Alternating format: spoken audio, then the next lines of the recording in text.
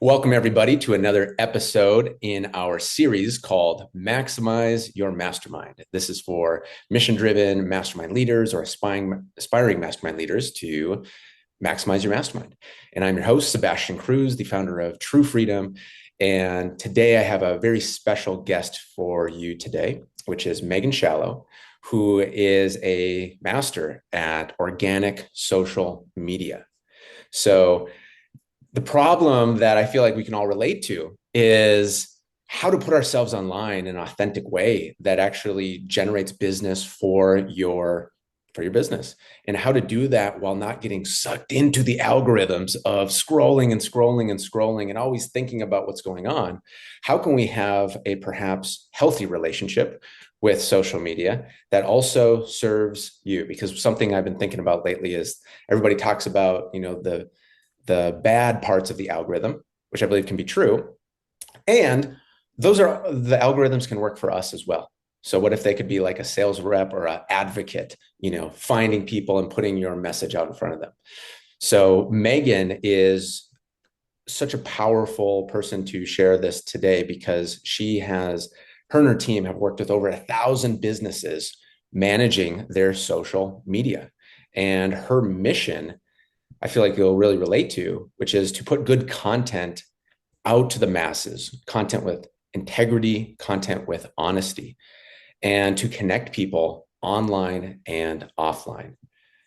And so, with that being said, welcome, Megan, to the show. How are you doing today? I'm good and so excited. I love hearing other people take my words and bring them into reality. So, yeah, this topic, I could talk about it for days. I do talk about it every day, but uh, it's such a hot topic. It's like Mhm. people can talk about it as soon as you tell someone you're in social media, people have something to say about it. And so I love to be a part of that conversation and help find the silver lining in some of the darkest places that social media can take us. Right. And that's Yeah. what I love to go into is how did you get into your mission of putting good content online and using it as a tool for good rather than, anything else it might be? Yeah, I mean, my story is very long, and it wasn't planned, but I'll try to make it super short and sweet. We'll do the short version. I have a psych background, and so when I guess I was 23 at the time, I did my honors degree, and like we had to choose a thesis. So I was super curious of how digital communication was changing how we created relationships. And this was back in 2013 when Facebook Messenger was kind of the way we all communicated with our friends if it wasn't through text. No DMs at the time. No one was sliding into anyone's DMs. They were sliding into everyone's Facebook personal messages instead. And what I found was like people with social anxiety like tended to stray more over to like technology to communicate with close relationships.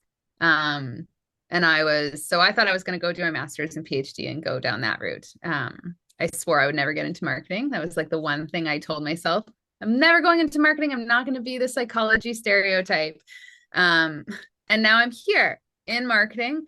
But it was because a gym member that I met while I worked at a gym told me I should get into it. And I like had to ask him what that even meant. Like, what does digital marketing mean? And he's like, well, you can make money online. I'm like, how do you do that?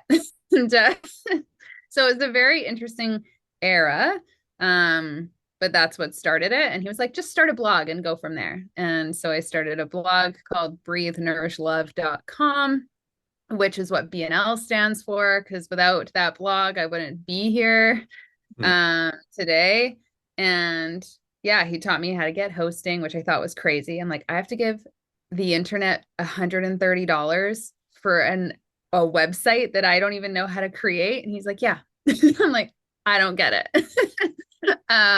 But yeah, and so it just snowballed from there. And then I decided to get a job in marketing because I was like, well, if I'm going to do this, I probably should go learn about it. And worked at a Facebook ads agency, Hmm. and they were super focused on Facebook. And I was like, talk to the CEO, and I'm like, I think we have to start. I would highly recommend looking at Instagram. I think Instagram's going to be a thing. And he was like, no, Facebook's going to be the biggest one forever. And I'm like, okay. And then like a year later, once I had quit and like was on my own, Facebook bought Instagram and Hmm. Meta, and that was history. And I just always knew Instagram was going to be this like unique hub that people would be able to connect with that was different than Facebook.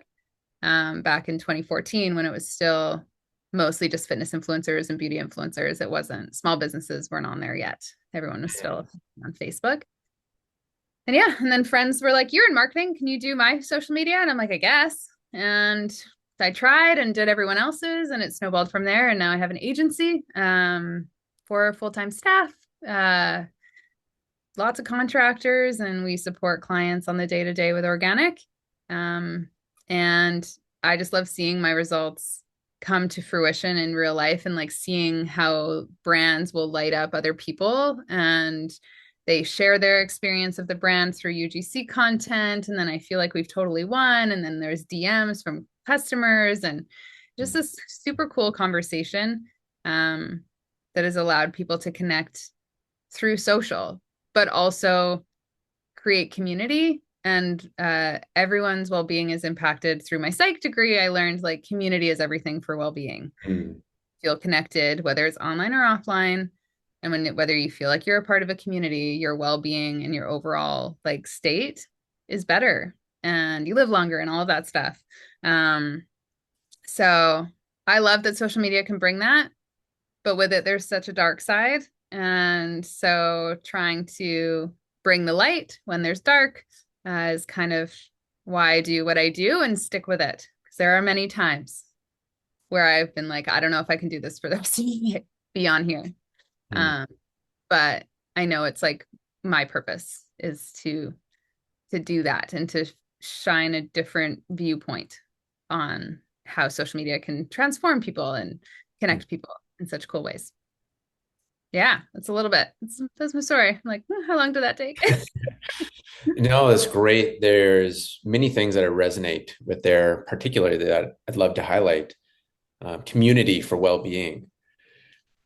So interesting. And I was talking to an astrologer a few months ago, and officially this year, we've officially gone into the age of collaboration. Finally, thankfully, for all of us who, have been waiting and been, working towards that, now the wind is at our back. And so when you shared that community for well-being, I feel like that just hits home for everybody, and especially, after COVID and everything, we see it in a different light. And so, yeah, I'm really excited to go into how you do that. I feel like people can say that as a buzzword, and I know that's not the case with you. Especially with the breathe, nourish, love. I feel like that's also like a feminine approach as well to the connection. Whereas social media sometimes, in the bro marketing world, which I feel like I can say because I used to be one, it can be Yeah. clicks, stats, conversions, views, just all very like numbers based, and just constantly being a reminder, at least for me, of like, oh, there's a person behind the view, there's a person behind the click. Mm-hmm. So I'd love to hear on community for well-being. Yeah, like what's your approach to that? Thank you for acknowledging the feminine approach. I don't say it too often in my marketing or like what we do. That's different. But it definitely, I think that is what it draws people to BNL is because we are thinking about the people first. Mm. Um, how I've built community on social media has been so fascinating. It was like a balance of having people find me offline and coming online. And so like, going to events or just being out at the grocery store, like going to a yoga retreat, like those kinds of experiences gained me super loyal, like huge fans on social. Mm. Um, and vice versa, like online people, and then finally getting to meet them offline, whether it's through workshops or we end up going to like similar events or I MC a conference, so maybe they go there. Um, that's like how I've been able to create this like really cool, almost like referral growth engine on my social. I mean, we always talk about like the best way to grow a business is through referrals because they know you, they love you, they're your cheerleaders online and offline. Like they're sharing your stuff, they're tagging their friends, they're telling their friend while they're having coffee, oh, like you should go follow like my friend Sebastian on social. He's got really great stuff to say about that. And so sometimes everyone gets so focused on the quantity. It's like, oh, they have 10,000 followers. They must know what they're doing. Um, Sometimes that's not the case. And like I've met people with 200,000 followers that barely make sales online. And I met people with 200 followers that make bank. on social. And so it's really this creating of a community, trying to, when you do it both online and offline, that's when that social media can get huge success really quickly, especially Instagram. TikTok, YouTube, different game. Happy to dive down that rabbit hole because it's definitely on my radar. Mm-hmm. Um, Something's changing in the platforms, and I feel like YouTube is gonna take the cake, because there's a different energy there Mm-hmm. right now. And TikTok too.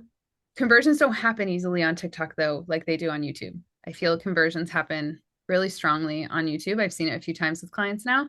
Mm-hmm. Um, but the community aspect is important, but it's more authentic and real that you show up.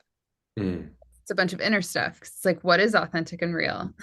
What is like, it's what I think is authentic and real may not line up for someone else. And so it's this really interesting balancing act, but a lot of inner work.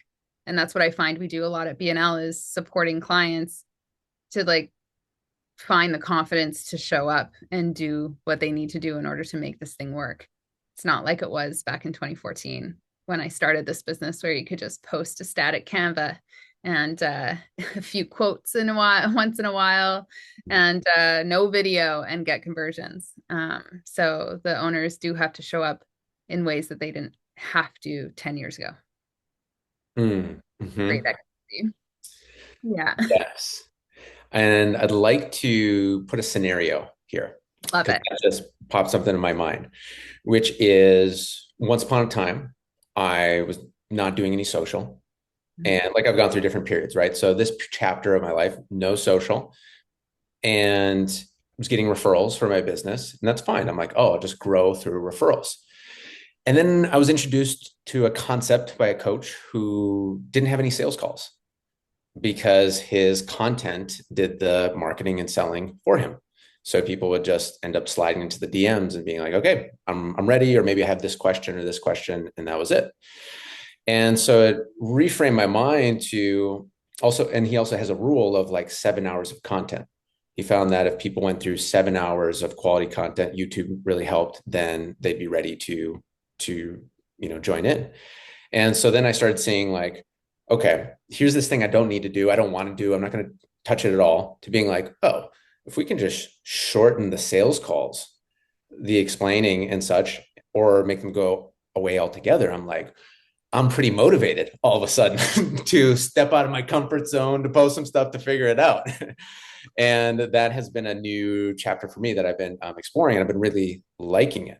And so, from what you said, turn your social media into a referral growth engine. Like that, those are your words. And I love every single word. Turn your social media into a referral growth engine. That really has been on my mind so much. And so if it's instead of something like, oh, this is something I have to do and I got to push it out, instead of like it being, oh, this is an extension of my weekly thoughts and conversations, then great. People can get to know me so much more faster without me, being on a Zoom call. So with that context there, I just love to, continue. What are your thoughts on, being a referral growth engine? Yeah, and I don't know where that term came from. I think it was, I don't know if anyone's ever used it before. I don't know if you've heard it. Like I keep asking people if they've ever heard that term because I think I might have made it up, but I don't know. I can't take credit. But I might be. That's what's crazy about this. So like the only time I've heard that was I have it on a slide deck of mine Cool. from last year when I was thinking about what if we could just focus on referrals. So you're the only person I've ever heard hear about it. And let's go. Let's dive in. Right. Love this. And I think that's where social media is going. It's funny because I'm in the same arena. Yeah. Um, like showing up on social used to be short clips, and now that's going away. Mm, Um, Instagram is a pain in the butt trying to get long video on. Like sometimes it just won't hold it. So that's mm, why I think YouTube and TikTok are going to take the cake here because long form content is making a comeback mhm. for sales, to actually drive conversions, Yeah. um, to grow followings. Yeah, short, quick, like, whatever. But like to drive conversions, you're looking at longer video. And it is like almost like a vlog. Like I think vlogging might be coming back where like entrepreneurs are sharing their insights on what's going on. Like you said, an extension of your thoughts. You just don't have to say them on a one phone call with one person. Mm. Just a bunch of people get to hear them now. And people want to. There's more people than ever that want to be entrepreneurs. Everyone wants freedom more than ever, because we got it taken away. And Mm. so that, like, Preach. we literally know what they were talking about in like those books, like 1984. So Yes. Oh my George God. Yes. Orwell, like, Totally. hello. I loved that book, but thought it was not real. JK, it is. Yeah, So I love that book too. And I read it. I just didn't want to live it. I no, didn't like want it to as a book. experience it. Yeah, yeah. Would have happily just kept it over there. But yeah, so that's been a conversation that I'm noticing is also coming up. Like a lot of people conversing around freedom, and that's creating connection. It's like a whole new community of people being able to understand each other at a different level. Um, but with that content piece, yeah, it's the showing up. Even, I mean, I got a download yesterday. It was like when it feels like you don't want to do it, that's when you actually have to do it. And because that's where the growth is. And if a business owner wants to be an entrepreneur, that's the best personal growth journey you can be on. But if you want to be an entrepreneur and drive successfully on social media, like that's just next level. And so I just have a dog barking in the background. I hope no one else can hear that. um, with showing up on social, I think the biggest thing people are nervous about is they're like, well, I don't know what to say. And I'm like, you just talked to me for an hour about your business. Like, just do that again. And it's funny because as soon as the camera gets up, something happens. Like, I would like to say, it might not relate to everyone, the ego shows up. So like the ego comes up as soon as the camera is up, all of a sudden their soul is gone. You can even see it in people sometimes. You can see it on camera. You can see when someone's soul's in the room and when it's not on camera. And so that's my job as a social media. I guess I'm a social media, like I call myself like chief social media officer because I'm like floating around making sure everyone's doing the things right. Everyone's showing up, everyone's doing what I want and bringing my vision to life, but they're also empowered.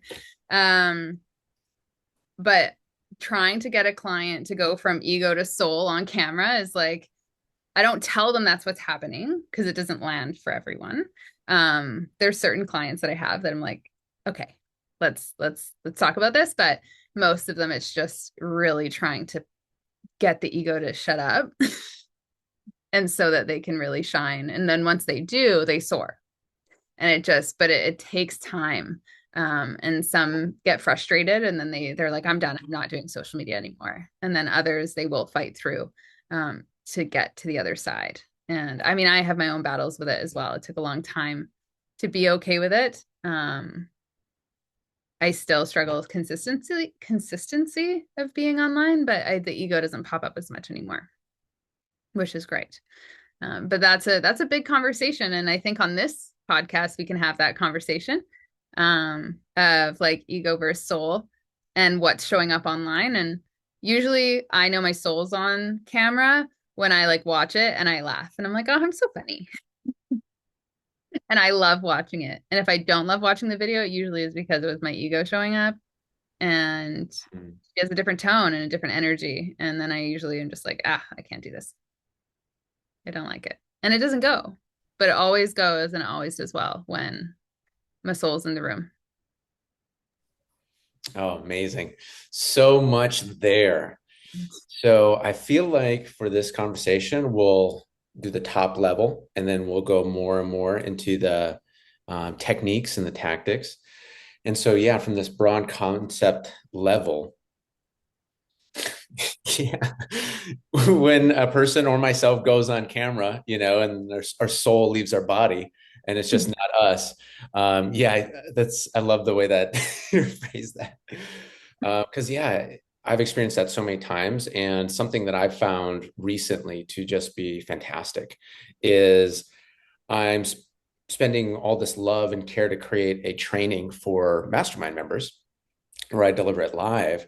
I thought, well, what if that could be a free little piece? And because I'm being natural, I'm speaking to my people, like the jokes are natural, like you shared too. Cause I know that myself, if when I'm not in the zone, I'm uptight and, there's something going on. But when I'm Yeah, not, I'm relaxed. And so I'm like, oh, this is almost like a shortcut because it's not just me alone in a room recording to a green little dot. I am in the zone. There's connection, there's people. And so that's really what I've been doing lately is, here's our call, and I'll cut out a little piece of it as well, not show anybody's pictures or anything. So it's, privacy for the mastermind members. They'll get the full recording, but for just that little snippet. And that's been so liberating as well to not have to be like, oh, this is my marketing content. This is my client content. Just like, let's give it all to the clients. And then a little piece comes out. I like that. And Yeah. and that's the best way to start is to just pull clips from like I've had a lot of like pulling clips from podcasts because usually when you're on a podcast, like things just flow and like you're vibing off someone else's energy. So that's like a super great starting point. It is funny because like even with clients, that's usually where they've started. They have a podcast and they start playing over there and it's safe because it's somewhat controlled. Yeah. Um, and then it's the getting them from that into like, okay, I just need your intuition to just tell us what we need to hear. And Yes. then and because those ones always do well. Like I literally had a client, finally her intuition was like, it's time. And so she couldn't not listen to it anymore. And she just like said the message, put it out online, and then it went viral on YouTube. And she got like 1,000 subscribers in 24 hours. And I was like, okay, took 8 months, but holy, okay, we did it. And I mean, I never know. I know you can like people are like, well, I really want to get like 10,000 followers. I'm like, that's great. It's a lot of work. So if you're ready for it, let's go. And here's to hoping we get it going. Um, but yeah, and it was her intuition that led the way. She wasn't ready. She like had just got home from the gym, like nothing. She was not prepared. And she always is prepared when she goes on camera. But this time she just like had the call and she had to do it. And then it went viral. It was like it went against all the rules of YouTube. It was even a vertical video, 5 minutes. And like it kind of got some lift off on TikTok, but we're like, we'll throw it to YouTube and see what happens. And it just went, got like 10,000 views, and she got a few conversions through it and everything. And we were like, okay, do more of that, ride the wave. But that's the thing too, when you ask for it and then you receive it, you got to know that you're going to have to continue going now. Mm.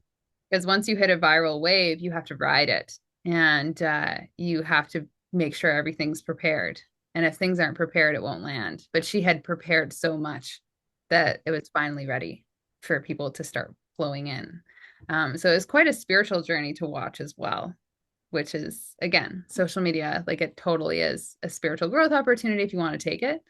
Um, but your intuition always knows what to say, which is why I actually don't scroll a lot. I don't scroll a lot because it gets my intuition confused Mm. uh, with what is being said online. I actually like get really hesitant to talk about social media things online because there's just so many social media experts now.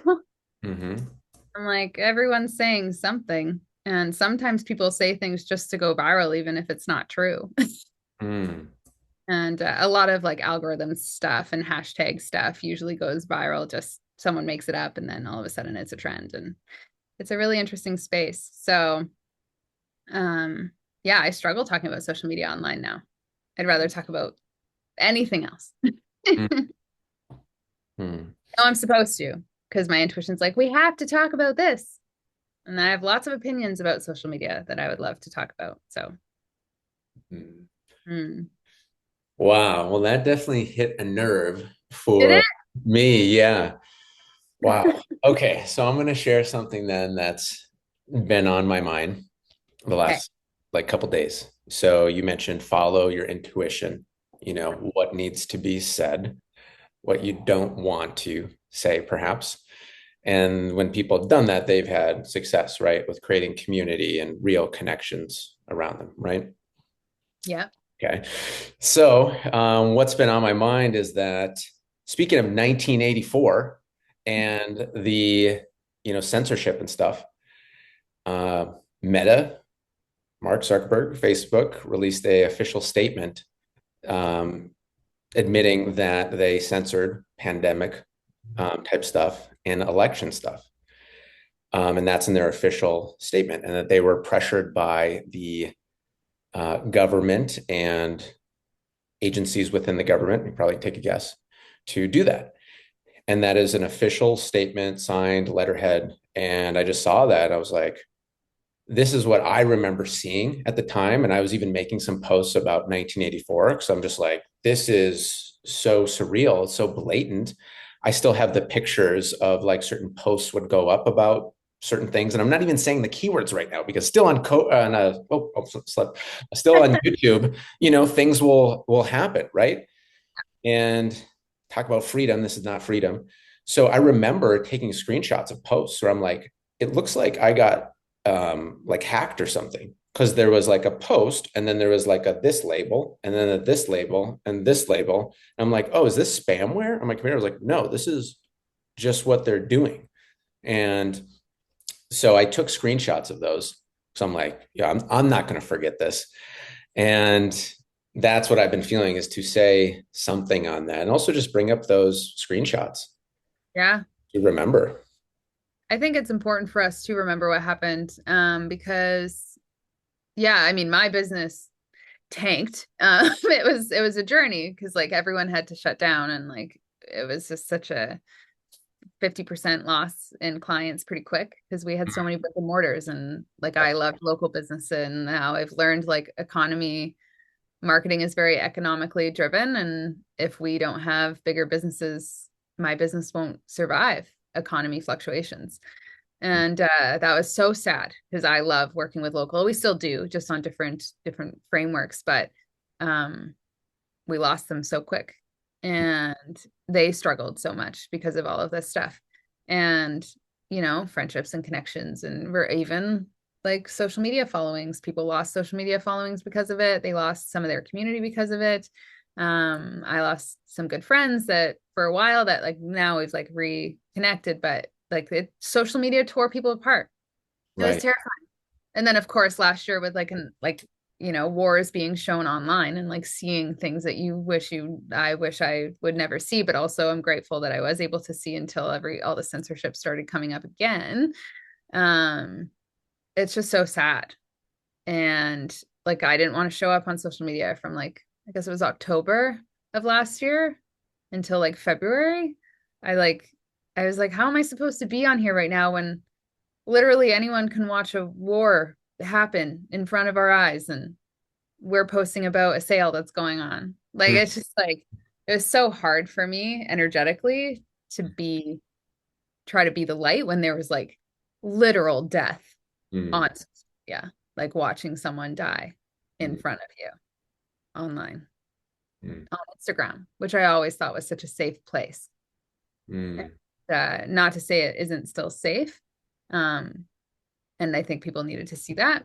But yeah, there's like this, but then it all got censored and shut down. And there's just such a weird, we live in such a strange world with this social media presence and watching people try to hack it or shut it down or censor it or not knowing what's true and what's not. And it's very scary.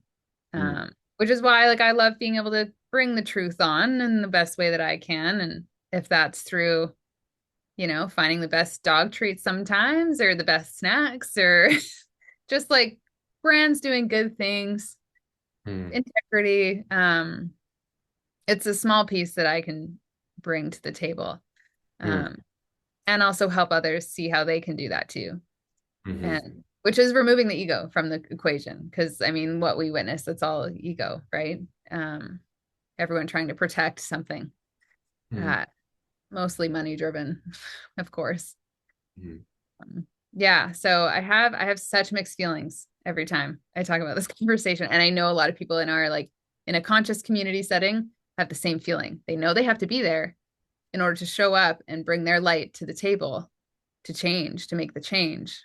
But it's like in such a dark place. If only there was another place that we could do it, but there isn't. mm, So we have to get the message out to the masses, and that does happen on social because that's where everyone is. Hmm. Mm. Yes. Two things come to mind. Free speech. Uh, Elon Musk's buying of X slash Twitter, I believe, has been a massive win for free speech and just allowing different ideas and being like, okay, the founding American principles were we can be friends. We don't have to agree on everything. What we can still have conversation, be better for it, and have a North Star of being better together and being on a team. And so, one shout out there that I feel like has been very important. And second thing that I think is interesting is with Elon Musk's, social media, it's more like personality driven, I'd say, rather than it being a Tesla account or a SpaceX account or Neuralink account or X account or, all these things. So that's kind of what I'm hearing from you with the post as well, is like personality and letting that come through. And a few weeks ago, there was some type of thing that came to my mind. I was in a training and it was this thought of what if social media could be a spiritual tool Mm-hmm. to speak to my soul allies. And that combined with the, simplifying sales calls or ideally, removing them, being like, okay, how can I just share um, who I am in that way and still, focus on value. And one last thing that I'll put in the mix before I pass it over is I realized the difference between lead generation, getting leads. So I'm like, versus lead nurture. Like the lead's already there, they've been referred. So it's just, warm and give love and value and connection. And as I've been stepping into this, I'm like, oh, this is lead nurture for me. The referrals are the lead generation that brings people here. This is lead nurture. So then it's just taking the edge off of like needing a call to action on every post or needing to give every frameworks on this. Sometimes like yesterday, I was just showing, I was out for a walk and I saw like the Phoenix skyline and it was all red and like looked really beautiful and nice. Whoa, and I just shared that. So all that to say, just love to continue the thread of, the personality based deal to nurture the people in a person's bubble and their audience, or, that they've met online or offline. Yeah. It's funny. Yeah. Lead gen, like, gotta get leads, gotta do things so masculine, which there is a place in marketing for the masculine energy. I feel like there's such a balance. Sometimes I get too far on the feminine and then I'm like, oh, right, I should probably tell people how they can give me money sometimes. And, which I always forget. If I didn't have my team make sure that we have some stuff going, I would just forget. Mm. Um, but it is Elon's so funny. I remember when he bought Twitter, I did a reel and I thought it was the most hilarious thing I've ever witnessed myself do. But it was just like, I wasn't surprised. Like, I wasn't surprised at all. I'm like, of course he's going to buy a social media platform. Like, he had to, someone had to. One of those big players had to go play with Zuckerberg in the social media realm. And I think, yeah, Twitter's still an enigma. Everyone's still like, I don't know, like, but him as a human, like, I don't know. I haven't read too much of his stuff. I just know that he's different. And he has used him. Like, he hasn't tried to hide behind the brands that he's created because he knows that his impact is larger than that. It's him as an individual and a very gifted individual at that, um, that has been able to create. Like, I can't even list all the things that he owns. I don't think. I don't know everything, but he's done crazy things. And people think he's crazy. And like, I mean, people who change the world usually are, who are like have that game changer mentality. But he has used his brand and he hasn't shied away. I don't think he's the most social person ever. Like, I think he would probably, I don't again have read his books, but I don't think he's like this super extroverted individual, but he knows that he has to show up and be this person, and say everything that comes to his mind. No censor. And it works. It may not work for everyone, but it works for the right people. And the same goes for like anyone that's out there. And I do find it's scary until you see results. And then as soon as you see results, the fear is gone. The ego's like, oh, I was protecting you, but I didn't actually have to. Like, you're fine. Um, my ego protects me all the time showing up on camera. I personally get really nervous, mostly on TikTok and YouTube. I don't want unwanted attention. Usually it's in the comments, and usually it's from, like, you could say from men. And they've all got an opinion, and I don't want it. It's very triggering for me. And so that is what holds me back from showing up on social a lot, is those unwanted experiences. Um, I dealt with it a lot in real life when I was in my 20s, and I don't want to deal with it online at the same time. And I've watched, that's something I've been working on in the last probably like 6 months, but was really loud in the last week. And I was like, oh, this is it. Like I thought maybe I'm nervous, or like I don't know what to say, or and like that's not true. It's just this unwanted. And then I got one comment on one YouTube short and it rocked me. Forwarded it to my sister, and she's like, how dare he, like, you don't know who this person is, he doesn't know you. And I'm like, I don't. Ugh. And I was like, God forbid it goes viral. And then you get that like on a scale that's so intense. So we've all got something that's holding us back, and for each individual it's very different. um but that's the biggest one for me. I could talk forever, but I'm scared of, yeah, even I had a client run an ad, and like there was this guy that just like, nice teeth.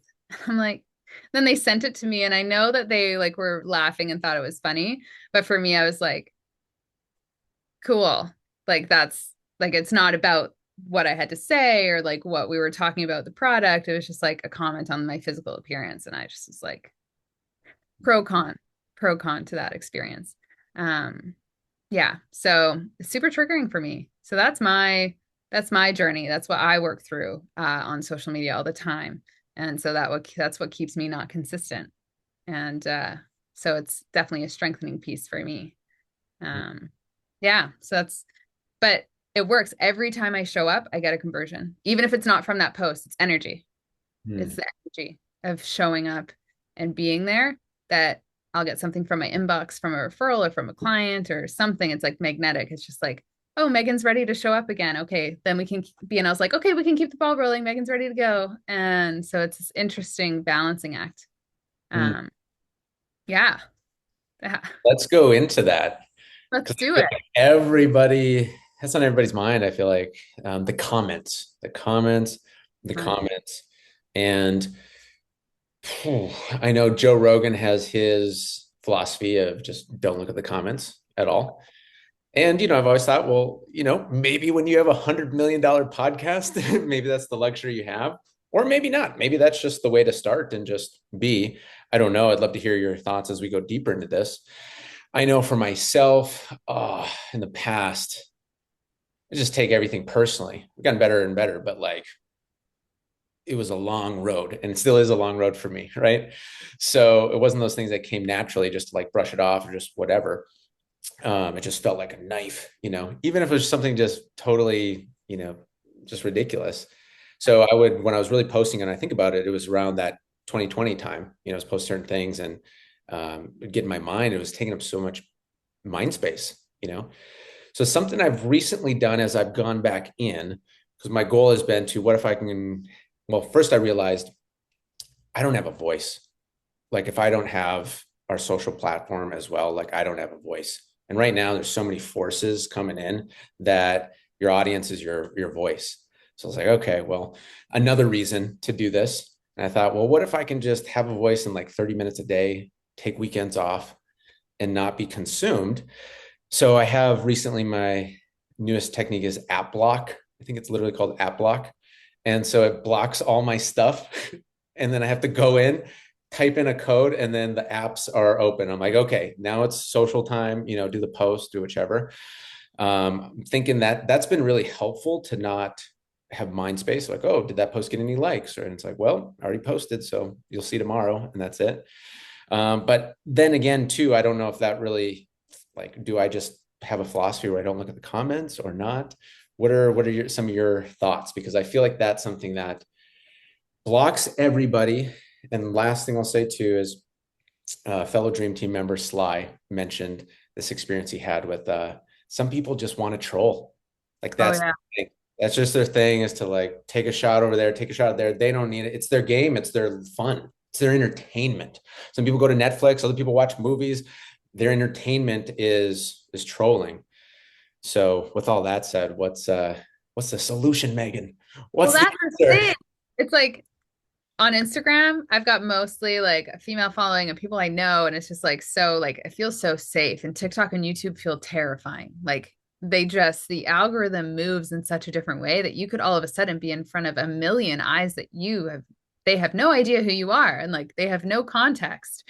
And like so it's interesting because yeah, like my client that went viral, like she started looking at the comments and most of them were great. Some were like, don't read it, but you can't unread what you've already seen. Oh, Um, like so it is this balancing act because from a market research standpoint, the market research like the comments are like testimonials. You start to see what lands and you start to see like I know people say don't delete comments, but I'm like, you know what? Screw that. Like if someone's being a terrible human being, who wants that energy just sitting there? Like delete it. Um, I did delete like the message that I had control over. Um, but because there is like this whole don't delete the comments, like you want the algorithm to go. And I'm like, I don't want the algorithm to go that bad.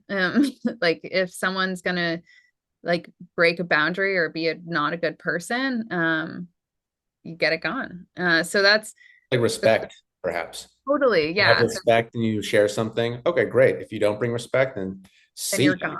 Exactly. Yeah. Like if it's a comment that you need to answer as a business, yes, you don't just delete a negative comment about your product. You respond to it and do the things. But as a personal brand, like I think you have control over that.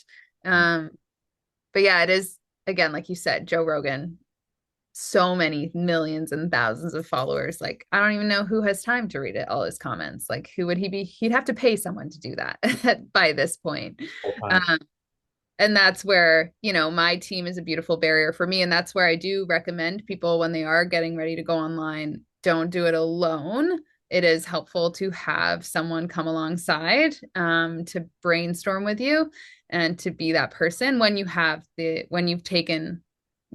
to that level. My team, I always lean on them when I need support. I'm like, I know I have to get this out, but I can't look at this video or I can't edit it. And then they'll go do it and they'll post it and they know what to say because they love me. And they know how I work. And so they can pump me up when I can't pump myself up.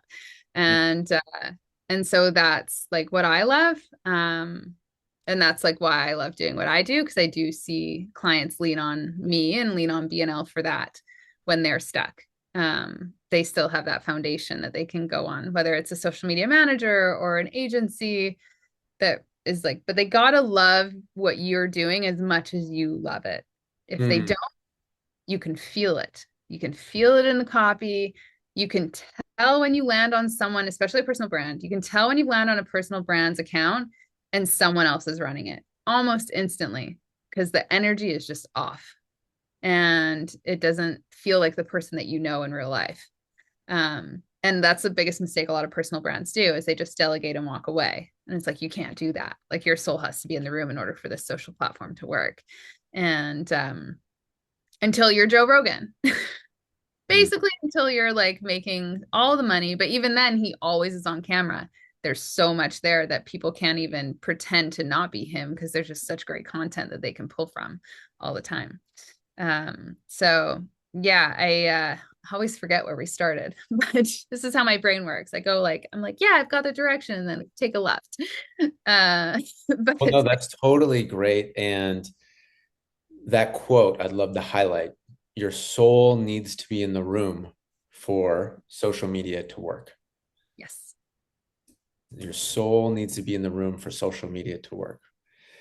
probably. And that is a, what's that? I should probably put that on a quote card. That is definitely a quote card, Megan Shallow.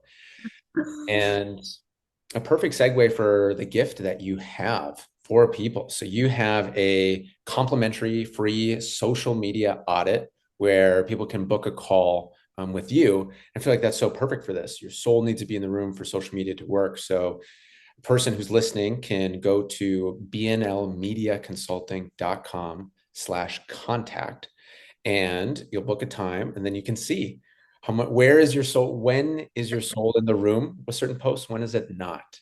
And Mhm. with that being said, I'd love to have you share that social media audit, what happens in that. Yeah, like I think self-identified creative intuitive. I didn't know that this is who I was, but like I can land on a social media platform after talking with someone pretty quickly and be like, okay, here's what's missing. Mhm. And even from like the smallest standpoint of like branded emojis, like these emojis don't match your vibe. Let's tweak that. Like I love the topic of branded emojis. It's the funnest one. It gets people thinking. It really does. And it's like, what are mine? Mine are unicorns, flamingos, and sunflowers, and the surf girl. That's the vibe that BNL brings to the table, and the hearts. But it's very pink. And but it's funny because every client they've got different ones, and we work through it and we walk through it. But usually it's like the vibe of the feed has to match their vibe that I'm getting as well. And it's like sometimes it falls flat. And it's like you are so vibrant and crazy and awesome. And then I go to your feed and there's such a big disconnect. So it's not going to work. Like it's just not going to be magnetic and it's not going to attract the people that maybe like I do know a lot of people are like, well, when I go out to a networking event, I always meet awesome people and they're just like, come to me and da da da, but that doesn't happen online. And it's because like they're not vibrating at the same frequency online that they are offline. Um, I lucked out. I'm super introverted. Like throw me in a room in a networking event and I'm the quietest person there. I'm just observing and I don't really know what to do. Sometimes I even have to go like take a break and like the washrooms just to like calm down and like it's just so overwhelming to be in a room with a bunch of people, whereas other people love it. But on social media, I'm full control of the environment. And I've attracted some pretty crazy, awesome people into my life through the algorithm that we don't even know how we found each other, but like we've crossed paths and it's just like been game changing for both of our businesses. And it's because the vibe. I always get people being like, I just felt like we had to reach out to you to ask for social help because I loved the vibe of your social. And Mm. we don't do anything crazy. We don't do video editing quirks. Like we don't, I'm not overly consistent, to be honest with you. Like I love writing more than I love being on video. So we do a lot of graphics, um, but it works and it's really fascinating. My sister's the same way. I have a twin sister. One day you will, I'm sure you will meet her, meet Sebastian. She's also an entrepreneur. She's filled her sleep competency program, um, $5,000 a ticket, all through graphics. No, Mm. no, because she's been on maternity leave. She doesn't want to show up on Reels. She doesn't feel like her best self right now. So I can't get her on stories. We can't get her on Reels. So we're just sticking to like good old graphics and education through copywriting. And she's made significant, she's sold out her program. Waitlist has started for this year. And it's all graphics. And it's through LinkedIn too. Like we're even throwing like your typical like fun Canva type graphics on LinkedIn and they're converting these $5,000 tickets into like they apply and then they talk to her and then it's great. Um, so it's but the energy is still there because I know what my sister's like. I make sure that comes through in the copy. She edits it all, so we all feel like super aligned, and then we just push it out, and it's great, and it works. So it doesn't have to be complicated if the vibration of the social account is there and you're still connected to it as a personal brand. Wow, I don't that know. is a case study. It is, thank God, my because my sister actually tells me her numbers. Most of my clients don't tell me; they just don't leave. So, assume they're Wow, making money if they don't leave. totally. That is a good sign. Mhm. Wow. So let's pause on this. Let's pump the brakes on Okay, the train right here. So sold out a 5K program, yeah, 5 seats, 5K each, US. 5K each US, Mhm. and a growing wait list. Mhm. And are you able to share like what does sold out mean? Is that like types Yeah, of she's only takes five at a time. She's like, should I do more? And I'm like, well, technically the audience, you have more. She's like, oh, but I want to like make sure that they're taken care of. So she's like, I'll just do a wait list. And so it's great. Um, she's on maternity leave right now. She just had a kid like 4 months ago. Um, but she delegated to obviously I'm her twin sister, so it was a safe delegation. yeah. Um, but I taught her everything I knew to get her there. Like she had built the community before and was doing the things and like was following the BNL way to a T. Um, but then like she went on maternity leave and needed help. So we just came alongside and found her voice and kept doing it for her. But she has attracted this amazing community of BCBAs and people who have kids with autism or struggle with sleep. And she gets PR opportunities into her DMs all the time. People are like, "Oh my gosh, I just love the vibe of your feed." Again, me and Nicole are like, "It's just graphics, but okay." Like, and professional photos that have been taken like 3 years ago. Um, but it's working. And like she got a collab with American Express through the DMs. Like they literally just sent her a DM and were like, "Do you want to be our sleep expert for our business program?" She's like, "Okay." This isn't spam, right? And it all, yeah, her Instagram is Your Behavior Gal. She looks a lot like me. And yeah, it's been a really cool way to see that copywriting can still have great conversions. You don't just have to entertain and educate through video. Mm. Mhm. Wow. Because everyone digests content differently. So, yeah.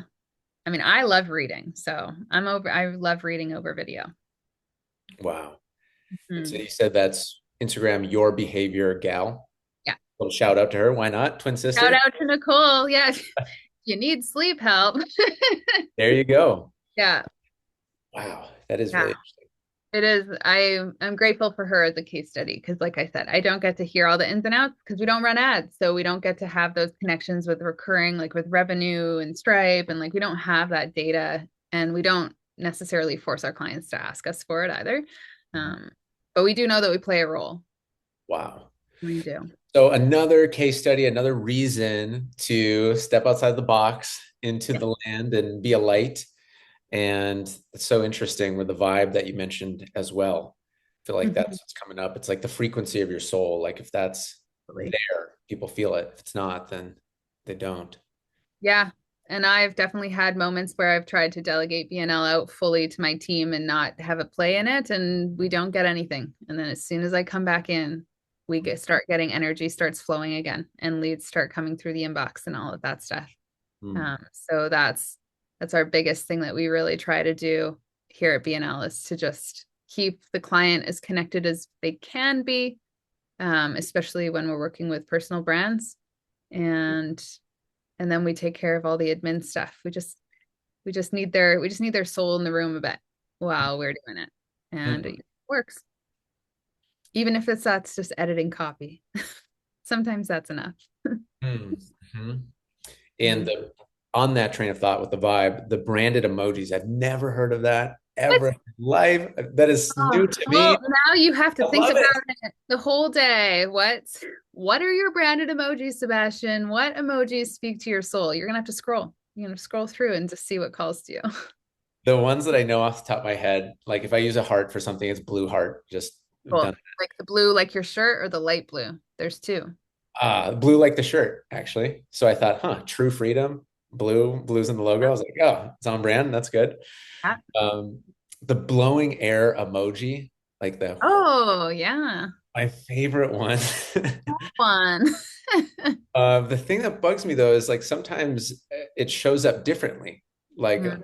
stuff, and then it's not the vibe I was going for. Uh, and then the other one I love is the pinched fingers.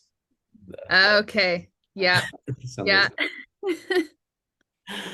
Wow, well, that is And that's that's the feeling. That's like the feeling that I love seeing people be like, "Oh my God, yeah." Like we use emojis all the time in our daily lives. And there are certain ones that people gravitate towards and use often. Like I've got all my friends have different emojis that they always use. And they don't know, but that's like their soul's branded emojis, you know? so cool. That is so brilliant. So Wow. fun. Yeah. So many nuggets here today for me personally, and I know others will as well. And as we wrap up here, I'd love to have just one last question for you, which is with the Instagram in this case study of posts, which is pretty interesting. What I've seen and heard is like maybe reels are for more like new followers, lead generation. Posts, more tend to stay in the bubble that you're already connected with. Just some insights on that. It sounds like her doing posts with what was already in her community has been working, or has it been just maybe shared and getting others? How does that work? Yeah, so every community is definitely different. So hers is a very academic community, and also very female driven community. BCBAs and like behavior consultants and stuff. It's very like heavily female dominated industry, but she has had men come through as well. But I do find that a lot of the behavior analysts will share her content. So they share a graphic, and a lot of people are more comfortable sharing graphics to their feed, to their stories than reels. Hmm. So like that, and that's been really trendy in the health space. Wow. I mean, even when you look at, like, I look at, I was introduced to Lee Harris, and like I had never heard of Lee Harris before, but like I love seeing, what other people are doing on social, and a lot of his stuff that gets reshared is his quote cards, like your typical quote card, nothing crazy. Same with Eckhart Tolle, like he has a lot of quotes and people share them. So he gets a lot of brand awareness through that. He does reels as well, but like they're pretty soft and not, they don't disrupt someone's, story flow. Um, so I find that those ones, like reshareable content, Hmm. posts are still getting reshared. I mean, Spirit Daughter, even if you're into astrology, like she does a lot of graphic posts that get reshared, and they work and they drive brand awareness too.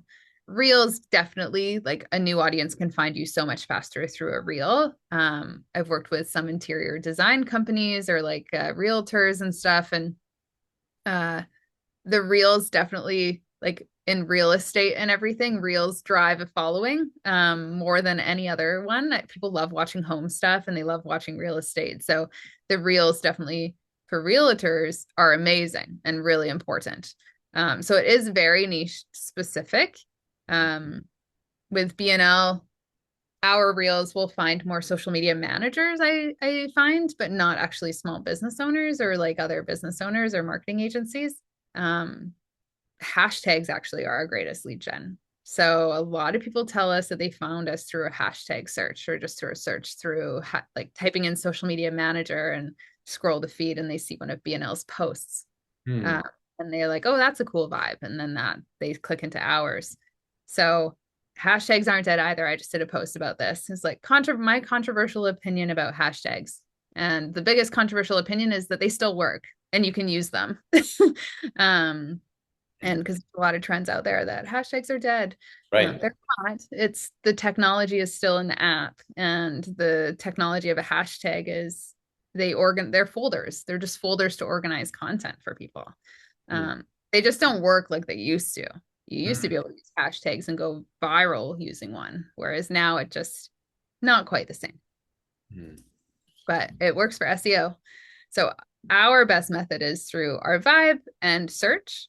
Um, my sister's is reshares and just continuing to grow her BCBA community. And like realtors, reels do a reel about a home and they just go viral. Like people love watching how expensive real estate is now. Hmm. It's like, wow, that's not even a nice home, but it's $1.5 million. I'm gonna go Right. follow and see what else is expensive over at this realtor's place. So, Right. and that's something that I bring to the table, like with the audit. Like I'm always like, you're in this niche, this is what's gonna work.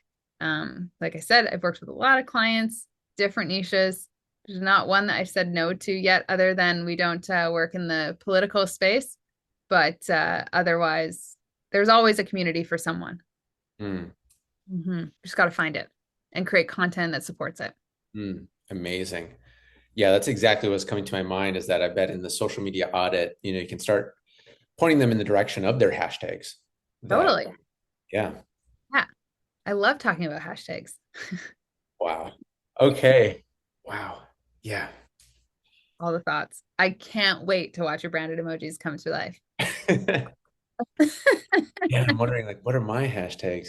Huh? Because I imagine you'd probably look at, what's naturally their niche and, their different Yeah.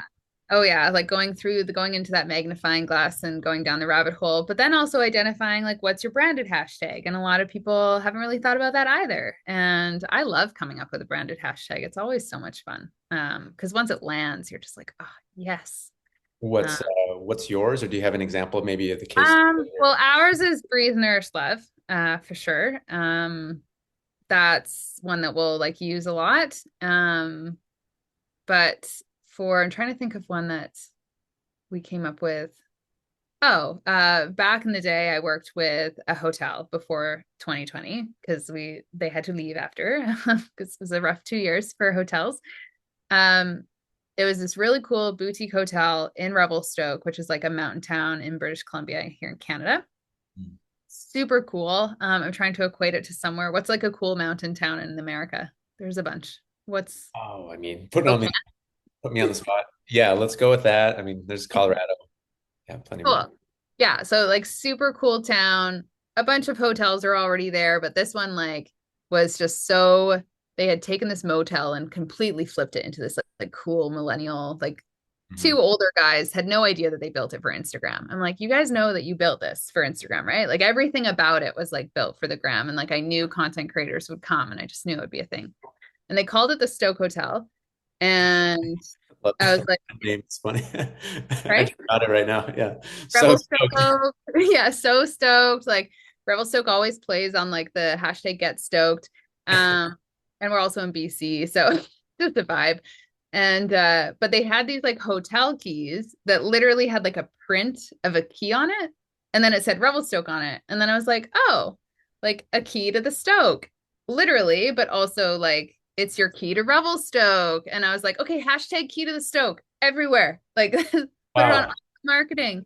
And no one had used it. And no hotels had used it. Like no one had used it as this like thing. And it just like landed for me inside. And that's something that like I always recommend people. It's like I'll give you a bunch of examples, but the one that lands inside is the one that you're gonna have to use. And that one like that was such a game changer for me as a marketer to be like, whoa, I just came up with a branded hashtag like Nike. Mhm. um, like hashtag just do it. And so it was such a cool experience to watch that. And then as I predicted, content creators did flock to this place because great, cool, like breakfast nook thing that like looks great for Instagram, big hot tub. Like it was just like the perfect place for snow athletes. I don't Mhm. even know what you call it, winter athletes. And and then they would use the hashtag. So they would use the hashtag on their posts. And it was just like and then we put it on their website and like they made sure to integrate it into some of that. And it was just really cool to watch that all come. And it all came from that key card as I was putting my key into the thing. And I was just like, this key card is unlike anything I've ever seen before. And it was like, but it was perfect. And it's the key to the Revelstoke Adventures. And yeah, so it worked. And it was super cool. So I always recommend like small or large, even if you're a personal brand just getting started, like you can always have one. You just never know where it will go. Mm. Mm. Wow. I I love absolutely love that. talking about the Stoke Hotel. That's my one of my favorite case studies of all time. It's so funny. I got to share this briefly. There is a that reminds me of a video from maybe like 10, 15 years ago.